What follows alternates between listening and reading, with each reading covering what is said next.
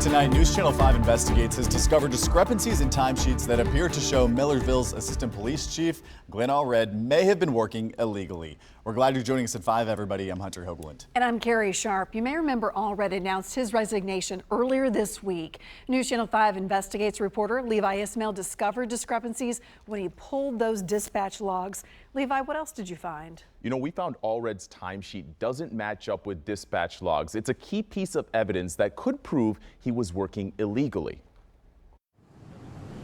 It's cut and dry. If you're not in compliance, you're not in compliance. The message was no different now compared to what we heard back in March, and that's part of the problem. So much so, Tennessee Post commissioners began to question their own authority. What authority do we have as a post commission to deal with this issue?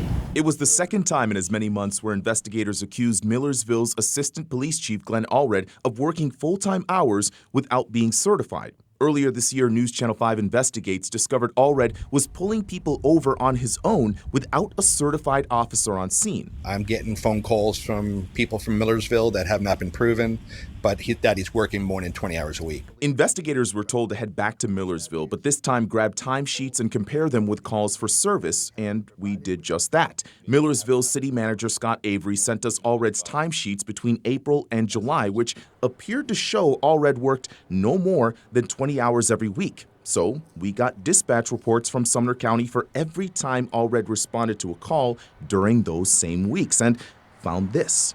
On June 18th, Alred said he worked 4 hours between 9 in the morning and 1 in the afternoon. But dispatch shows he responded to a call just after 1 a.m., then again at 1:57, 2:28, 2:56, and 3:30. He didn't log those hours. If he showed up to a call late at night, he should adjust his time card. But I don't get those calls. So I was unaware of that. According to the timesheet, Alred said he worked on June 30th and not again until July 6th, but dispatch logs showed he responded to calls on July 1st, 2nd, and 3rd. It's one thing if these were one-off emergency calls, but we counted 9 calls on the 4th of July where Alred responded, 2 of which he ran on his own. This is information anyone can get access to. Sure. Through the CAD reports, and he looks like he did a full shift on July 4th that he never either didn't tell you about or didn't put on his timesheet. Mm-hmm. And so my question for you is, do you see a problem here with that? Well, yeah, I do. Because if we're not logging it on a timesheet, then we're not correctly documenting the time. State law allows part-time officers to work 20 hours a week or 100 hours a month without being certified. The records we have from dispatch only show when Glenn showed up to a scene, but it doesn't show what he was doing in between, which means he could have been on patrol the entire time, just not on the clock. Is this happening across the board? How often is this happening where you have an officer who is putting in more hours than they're telling you about? It shouldn't be happening at all. If you wouldn't have signed off on the timesheets and you knew that this was happening, they would have been corrected before I signed off on it. Would Glenn still have a job? I don't know. I don't know. I mean, you're sharing with me. So the question becomes, is he stopping at something? Or you're saying that he looks like he's working a full shift?